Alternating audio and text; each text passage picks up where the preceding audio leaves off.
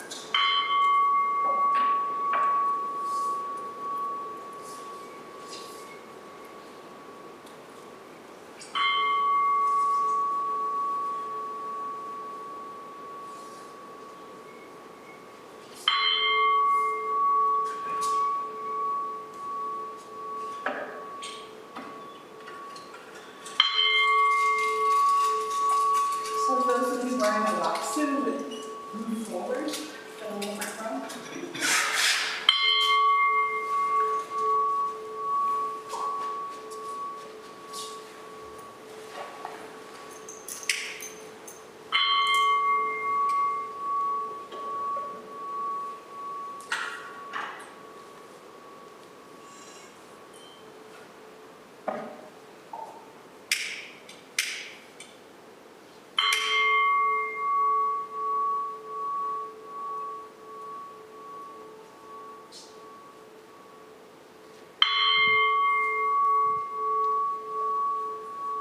So for those of you who may not know, we will be chanting together this morning for the first time in some time. So below your cushions, when the time comes, you will find a liturgy book, and you are welcome to join your voice in chanting.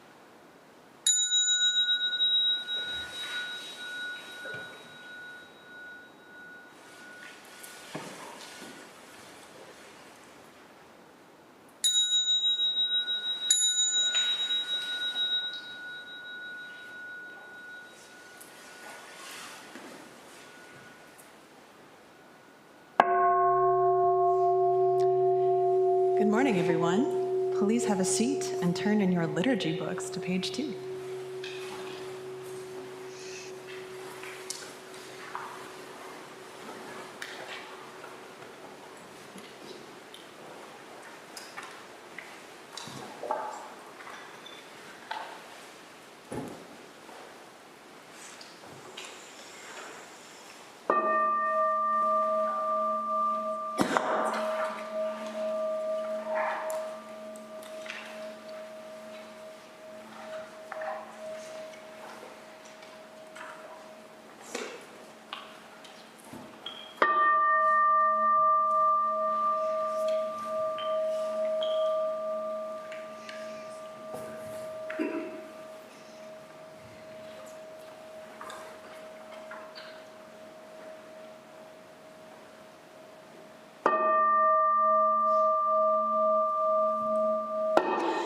Gata of atonement, all evil karma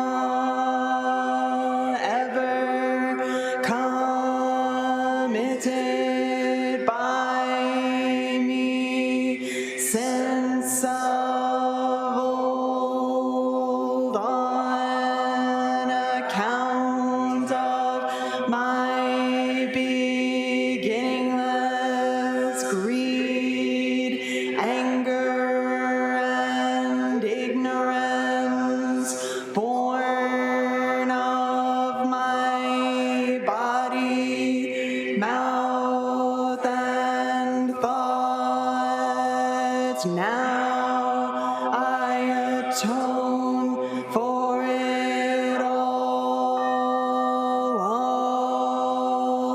evil karma ever committed by me since of old on account of my beginningless greed, anger, and ignorance, born of my body, mouth, and thought. Now I atone for it all evil karma ever committed by me since of old on account of my beginningless greed, anger, and ignorance, born of my body, mouth, and thought. Now I atone for it all.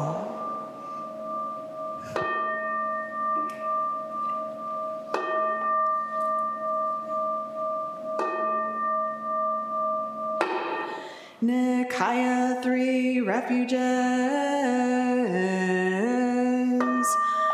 Buddham Saranam Gacchami. Buddham Saranam Gacchami. Dhammam Saranam Gacchami. Dhammam Saranam Gacchami. Sangham Saranam Gacchami. Sangham Saranam Gacchami. I take refuge in Buddha. I take refuge in Buddha. I take refuge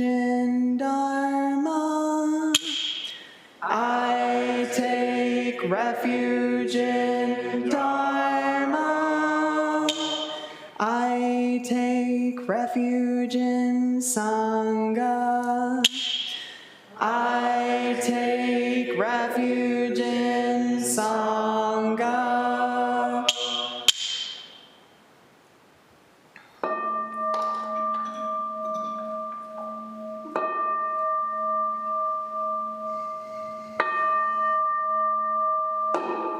The 5 remembrances. I am of the nature to grow old. There is no way to escape growing old. I am of the nature to have ill health. There is no way to escape having ill health. I am of the nature to die. There is no way to escape death. All that is dear to me and everyone I love are of the nature of change. There is no way to escape being separated from them. My deeds are my closest companions. I am the beneficiary of my deeds. My deeds are the ground on which I stand. I am of the nature to grow old. There is no way to escape growing old. I am of the nature to have ill health.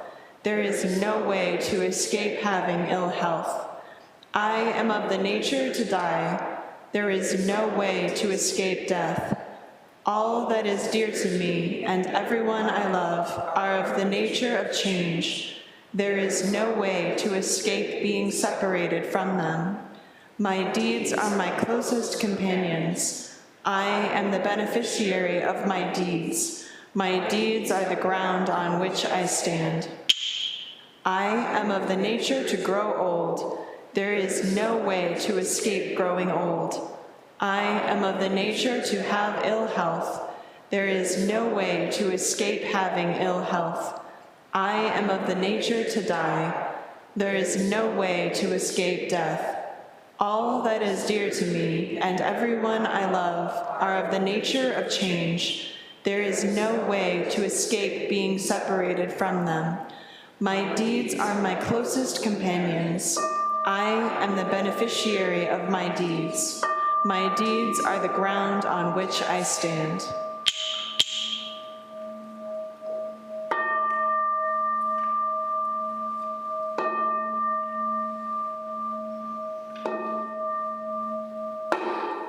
Mahayana Refuge. In my heart, I take refuge in Buddha, Dharma, and Sangha. May I liberate suffering beings and bring them to great joy. May the compassionate spirit of love grow within me, that I may actualize the great way. In my heart, I take refuge in Buddha, Dharma, and Sangha. May I liberate suffering beings and bring them to great joy. May the compassionate spirit of love grow within me, that I may actualize the great way. In my heart, I take refuge in Buddha, Dharma, and Sangha. May I liberate suffering beings and bring them to great joy.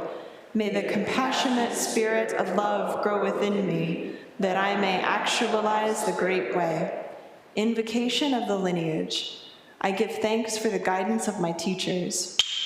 For the lineage of teachers before them, I give thanks and offerings for their devoted practice of generosity, moral discipline, patience, joyful effort, concentration, wisdom, skillful means, unshakable vow, spiritual powers, and awakened awareness for my benefit.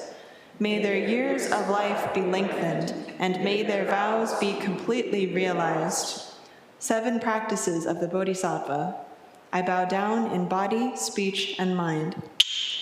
I offer the best I have to give, both real and imagined, to fill the space between us. I regret and purify all transgressions. I rejoice in all virtues. I request you to remain until total enlightenment. I request wise and compassionate guidance. I dedicate my merit for the sake of all beings. Generating love and compassion. May all sentient beings be free from clinging and hatred. Being close to some and distant from others. How wonderful it would be. May this be accomplished. I will free them from clinging and hatred. Bless me to accomplish this. May all sentient beings enjoy happiness and the causes of happiness. How wonderful it would be. May this be accomplished. I will bring them happiness and the causes of happiness. Bless me to accomplish this. May all sentient beings have the joy that has never known suffering.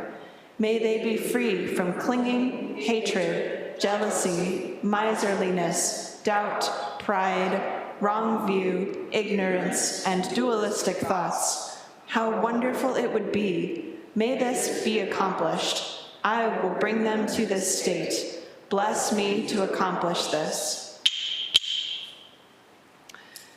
For our reading today, we'll turn in the readings book, if we have them. Maybe we do. To 44, the Ship of Compassion.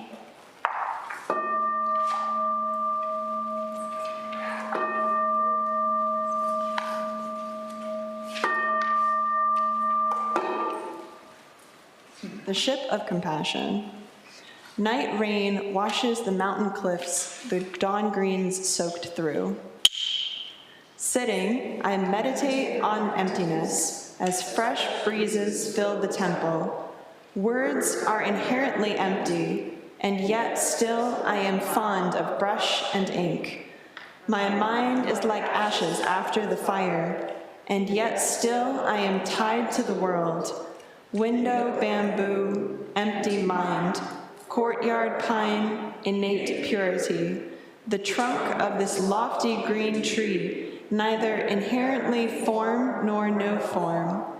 Between bell and fish drum, I have yet to grasp the essence of Dharma.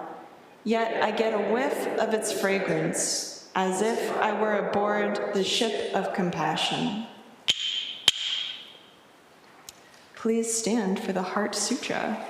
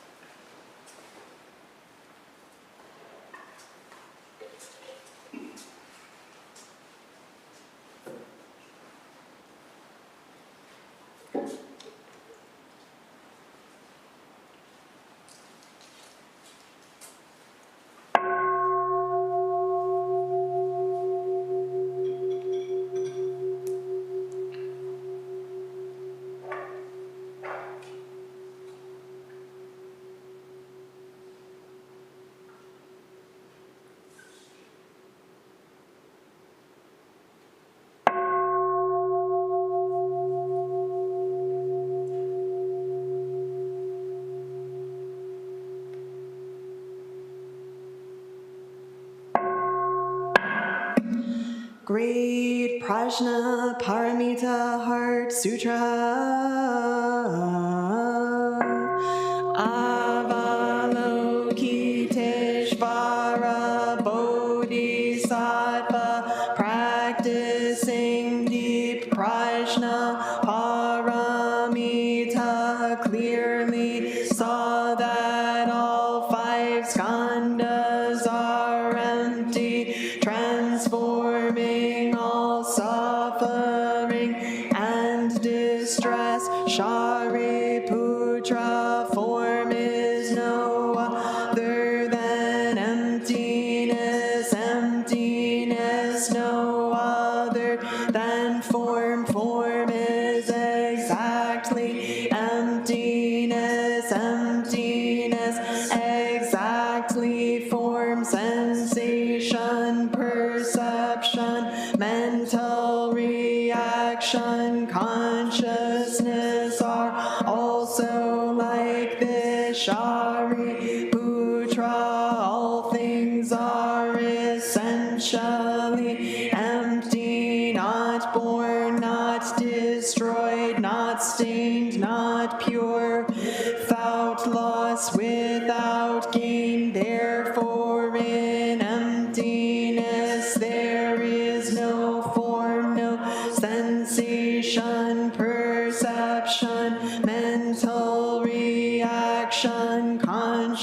consciousness, no eye, ear, nose, tongue, body, mind, no color, sound, smell, taste, touch, object of thought, seeing, and so on, to no thinking, no ignorance, and also no ending of ignorance, and so on, to no stage and death, and also no ending of old age and death, no suffering, cause of suffering, cessation, path, no wisdom, no attainment, since there is nothing to attain. The Bodhisattva lives by prajna paramita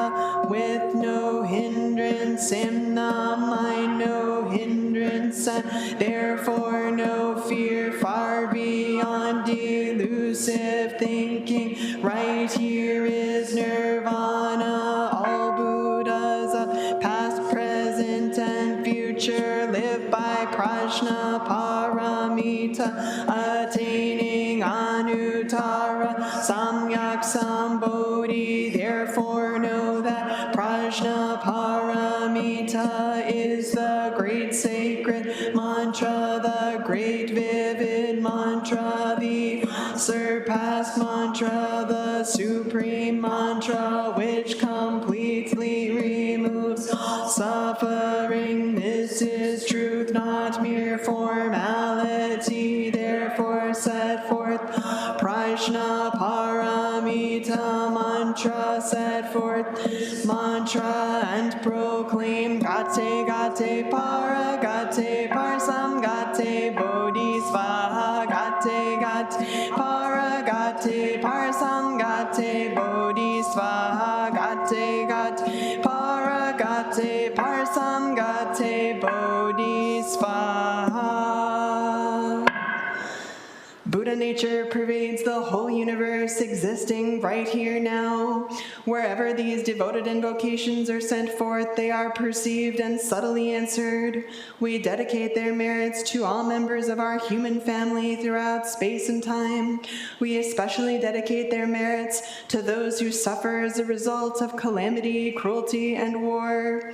We dedicate these merits to all those affected by the invasion of Ukraine, Ukrainians, whether leaving their country or staying to fight, Russians with no say in their country's conflict, all those around the world protesting, working toward peace, diplomacy, and justice.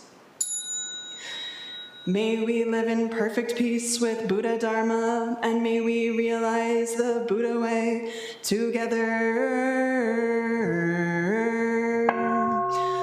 All Buddhas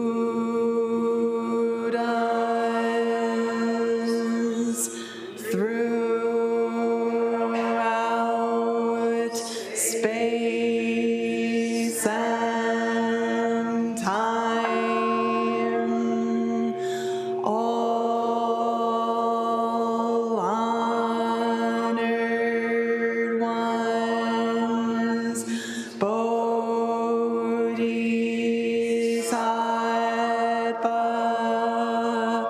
Mahasattvas, wisdom beyond wisdom, Mahaprajna Paramita.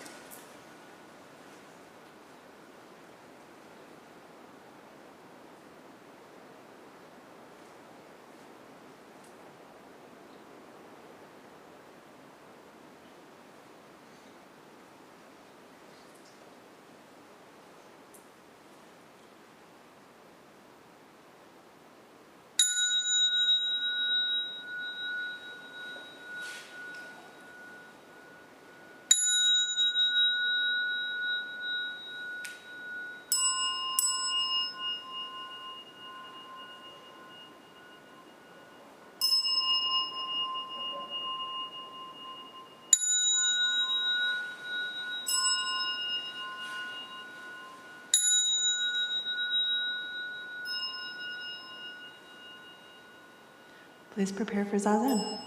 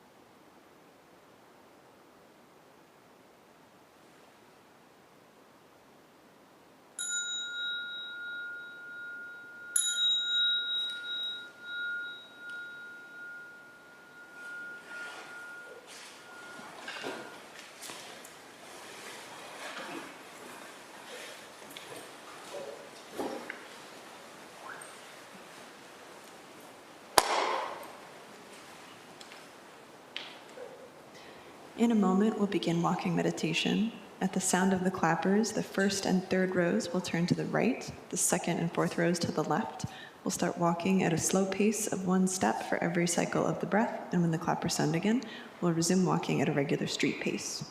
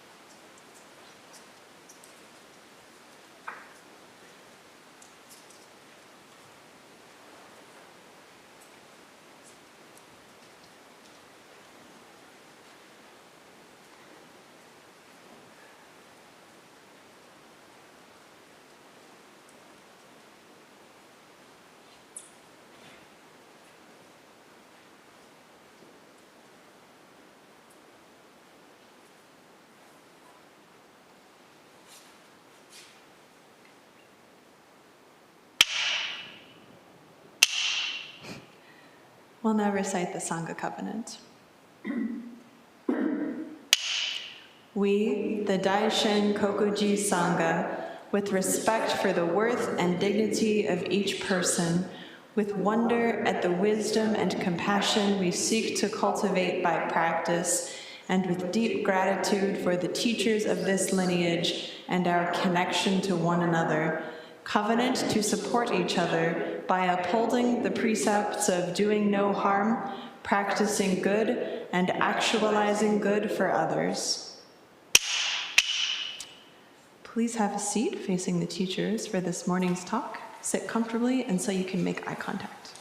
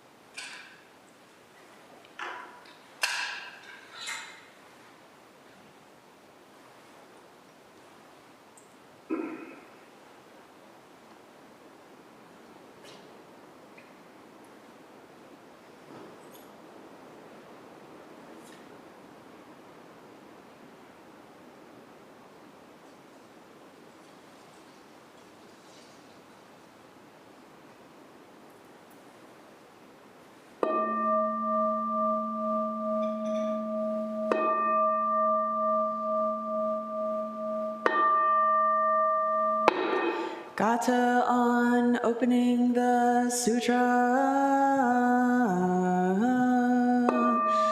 The Dharma incomparably profound and infinitely subtle is rarely encountered, even in millions of ages. Now we see it, hear it, receive and maintain it. May we completely realize the Tathagata's true meaning. Good morning, everybody. Thank you very much for being here. Wow, that sound, right? I don't want to say anything to get in the way of that sound. I would rather we just do that again. I've missed that a lot. Can you feel the power in that? And it's a kind of magic that's very, it's right here. You know, in some traditions, the purpose of chanting has, well, there's lots of different purposes. There's different philosophical or theological reasonings behind why Homo sapiens will get together and make utterances in unison, you know. But in the Dharma, the most important thing, I think, is absorbing world sounds awakens a Buddha right here. So there's an internal quality of solitude and of silence that is then expressed without violating that solitude and that silence. And that quality of sound actually is the cosmos itself. And then when we become still, and then the cosmos chants for us. We hear the wind in the pines, and we hear the birds, and the people walking by, and the train, and the city, until we no longer hear them, until we become them. Perhaps for a moment or two, or maybe more, when you were sitting, it slipped from maybe you hearing the sound to just sounding.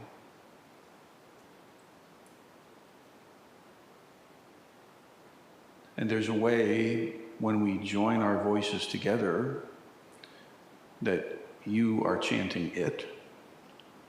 And you know, when you're trying to figure out the words and it's unfamiliar, you do want to chant it, and that's fine. But there's a way of perceiving yourself and the universe which is more intimate than this, way more intimate than this.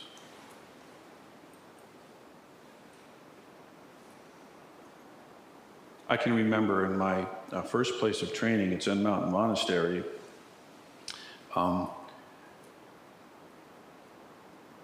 Roshi would be very particular. If someone was singing and they were too loud, that was not okay. You're not a soloist. You know, the Ino has the burden of leading, but if you notice, once the Ino gets us going, the Ino blends. And our practice is we become one sound. We become one voice together. And I can remember, you remember Hogan? He was sometimes, I mean, God bless him, you know, he was being Ino, and he would just, hurrah! You know, he was like Thor battling the bad guy or something. And Dad was like, stop that. What are you doing? You know, I have to lead everyone. And said, no, you don't. I remember it was kind of, at that time, this was some while ago, but I mean, Hogan was a Shuso, and a very senior practitioner, a disciple at that time. And I had never witnessed Roshi actually working with his disciples in like the public sphere. Of course, it was common, I came to learn, but, and I think there's something so powerful about this experience. And not only just, you know, not only just like choirs have the experience, it's a beautiful thing, but when it's the Dharma, when the whole business is the Buddha Dharma and the heart of compassion right at the center of it, it's just so nourishing. I feel today, you know, who knows, some other variant may arise and we may again find ourselves required to be masked and distanced and and have only the Ino again, or maybe that'll be just a feature in our past. We don't really know. But I do know that right now and right here, it feels like some very, very central piece of our practice has finally landed, has finally come back. I can remember, too, in the religious tradition that I grew up in, the music was not very good. and I'm speaking professionally now, okay? So I'm a professor of music. I can say these things. And it was really shitty music. It was just a mistake. The whole thing was just a mistake. And it always was so, I don't know, now it's time for the fairy tale. You know, it's time for the the Who's in Whoville. And we're just going to like sing our fairy tale. And it's beautiful in a way, but I remember when I first heard the sound that we just made here, I was, I don't know, 18 or something, and I was just like, what is that? What is that? That there's a power in there, and when you can just merge with the sound and quit worrying about yourself for a minute and just be the sound, right? And let the sound sound itself. Let the chant discover you.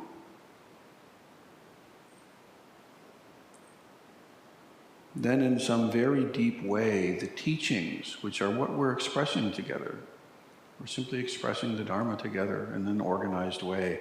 Those teachings are impressing upon your marrow. It's getting into not just the linear, analytical, logical mind, which is wonderful, but it also gets into the deep recesses of the unconscious, the place where the dragons live. We need to bring the Dharma there too. And so this business of letting go of your self-obsession for just a moment, it'll come right back, no worries. But just for a moment, drop the story and become the Dharma itself. Become the human expression of the Dharma. And in this way, the teachings can come very, very deeply into us. And you'll see, at various times, you may very well have a line or a teaching come back up from those depths in your own voice now. Because now you can recognize it. Now you've seen it for yourself. So there are many, many things in the teachings that upon first glance are not intuitive. That's just how that is, okay? And if you sit there and try and figure it all out first, you are doomed. It's just not going to work like that. You know, it would be like saying you wanted to intellectually map out everything to do with playing hockey and completely understand everything about playing hockey before you ever get on the ice. And if you really tried to do that and you really convinced that was right, and say you read all the books and you memorized all the rules, and then you confront actually getting on the ice, and it's like, this isn't what I expected, it must be wrong. Because it doesn't match your idea map. Do you know what I'm saying? It's like, oh, the smell of the ice, I didn't factor that in. Well, the Dharma is kind of like that. And when we chant like that, you're on the ice and you gotta push. Just go, just go. Just be a penguin, just go. You know, and let it carry you. And trust it, trust yourself. And if you want to understand these things, that's fine, but keep it in moderation. It's like seasoning. Not too much. The main dish is the experience of it, yeah?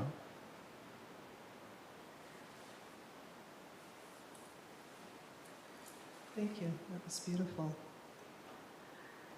It was lovely to hear the wind kind of chanting along with us today, wasn't it?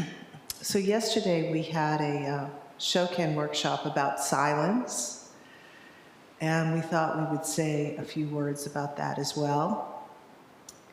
The first thing to say about silence is that it can be weaponized, right? People can be silenced. We can use it to hurt people. We can feel trapped by silence. This is not the silence we are practicing and we're talking about today. It's very important to understand that. This silence is really it's actually the womb of Buddhas. So this womb is woven with silence and non-silence. And if we don't learn how to trust the silence, we're not really touching the fullness of our Buddhahood. And the first thing we have to really appreciate is that we don't know how to trust silence, right? We don't know how to be with silence in such a way that we're not being so aggressive and violent with the thoughts in our minds and the emotions in our hearts. When we're being aggressive with our thoughts and our emotions, pushing them away, pulling them, doing all kinds of things to manipulate them, while we're sitting, we're not practicing silence correctly. Because we think we have to get rid of the noise in order to experience silence. But it's not like that. So silence is more like, as I said earlier, the womb. It's more like this warm-hearted, spacious container that is so happy and so comfortable and so accomplished at handling whatever is arising. Right? That level of trust is what we're practicing.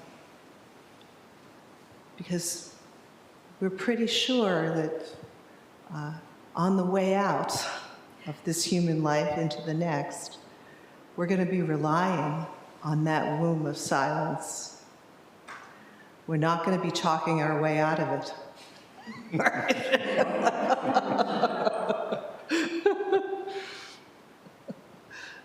So our work really is to just learn how to rest in silence, how to surrender to silence, how to allow silence to heal us and pacify us, how to put our hand into the hand of silence and let it show us how silence and non-silence are not two, but one.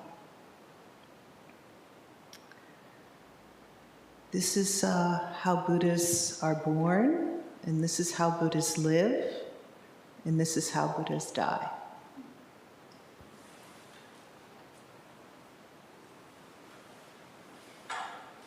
Conclude with the Bodhisattva vows, and for those who may not know, they're printed on the liturgy books someplace. Page 8 is cropping up in my mind. Yeah. It might be on page 8.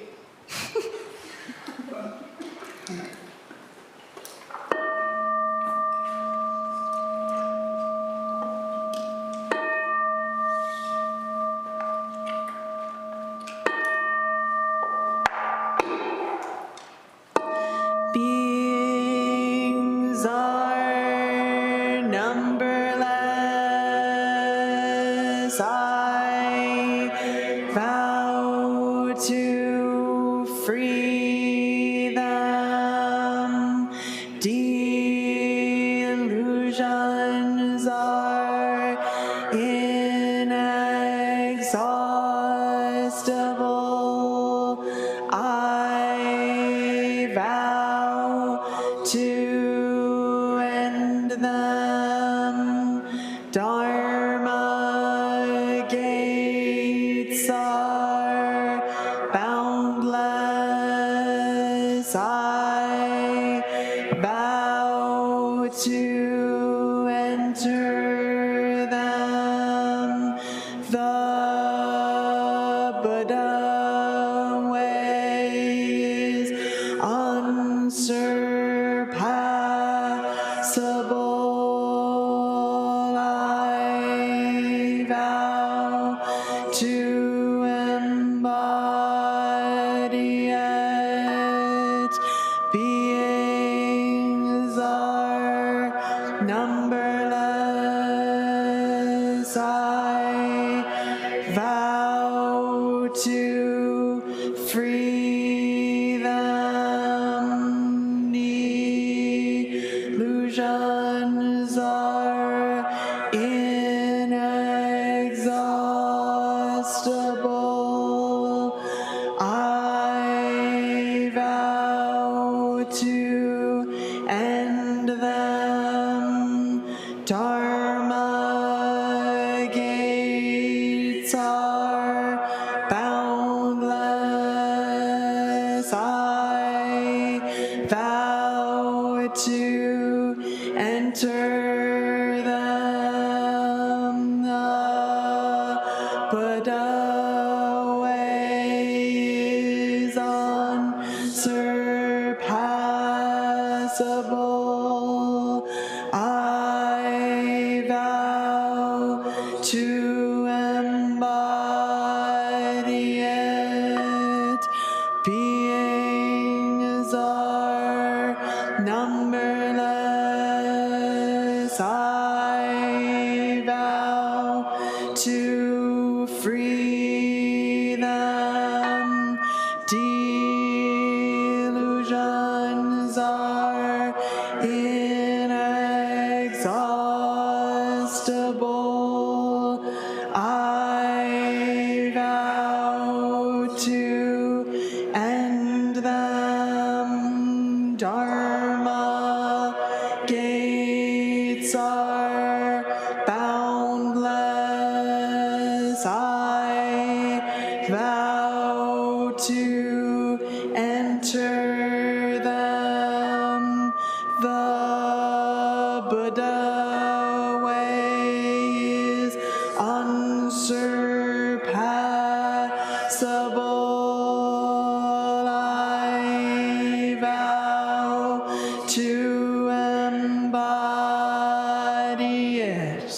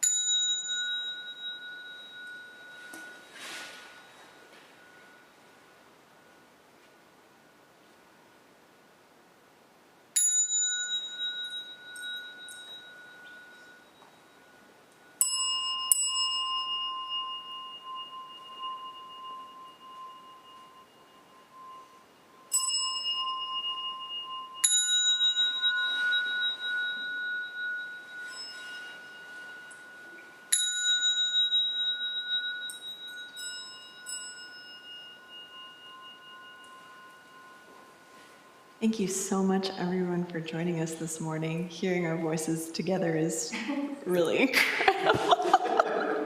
Hearing our voice. Are there any announcements this morning? So there's a lot of announcements.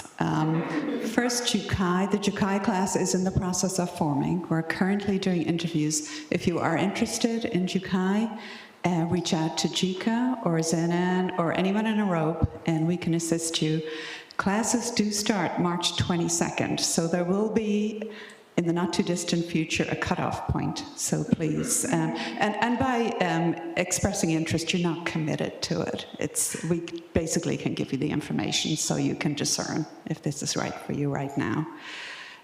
Thursday evening practice, we have been working with Negang, with body work, currently focusing on the spine. And I know this is a hot issue for a lot of us who sit a lot. So I would definitely encourage you to attend those classes if you can.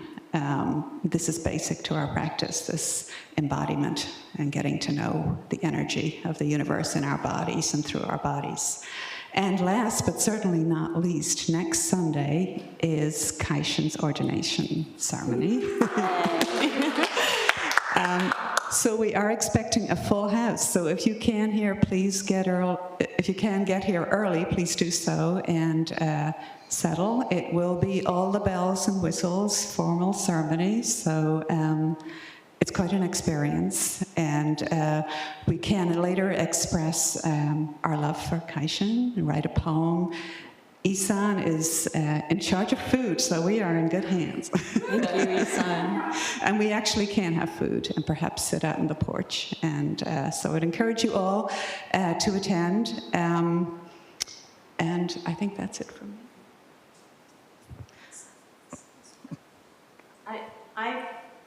I'm Liz, and I do have a little thing that I wanted to say to everyone if I could. The mic helps the remote folks. Okay, gotcha. Hi, I am a new member here, and sort of haven't seen everybody's faces really. And I did something this morning that I would like to invite other people to join me if it's okay and people are interested. At 9:15 I got here and I walked on the paved trail behind the temple, and it was just a wonderful experience. I am not a fast walker. This would not be a sweaty walk, but if anyone would want to join me to do this, I would love to have company if you're interested. And thank you. Sorry. I guess it's good afternoon. I'm Jakai, and just another reminder that our grand opening is coming on April 23rd, and we're down under 50 days left before the event, and so that means that we're trying to make final arrangements for food and all those kinds of details, and so we'd love to see you there, and we'd love to feed you, but we need to plan for that. So register if you haven't, and let me know if you need help doing that.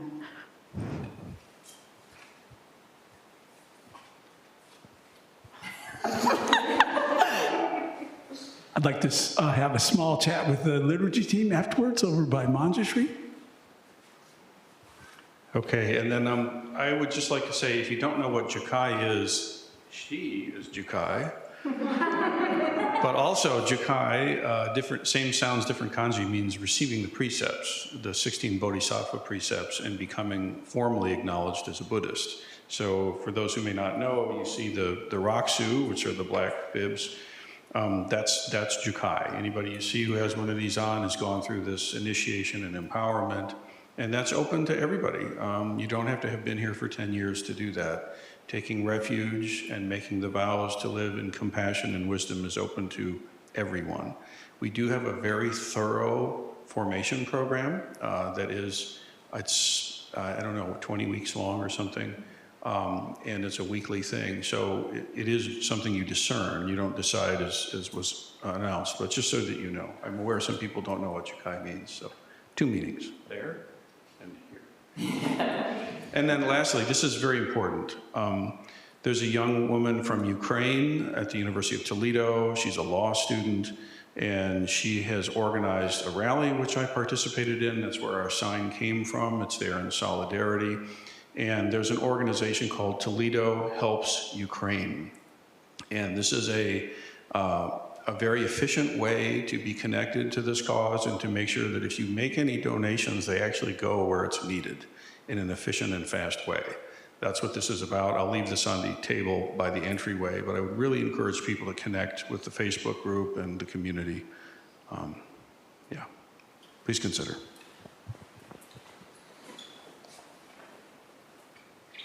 One more. I think one more. So, as Shokai announced, next Sunday is Kaishin's ordination, and the following Sunday will begin our 3-month Ango period, which I know there will be a lot more information about what is happening this Ango coming out soon via email, but it's a 3-month intensifying of practice where we'll be focusing on a topic. And one of the features of Ango is we have these small group gatherings in Sangha members' homes called Sangha Circles.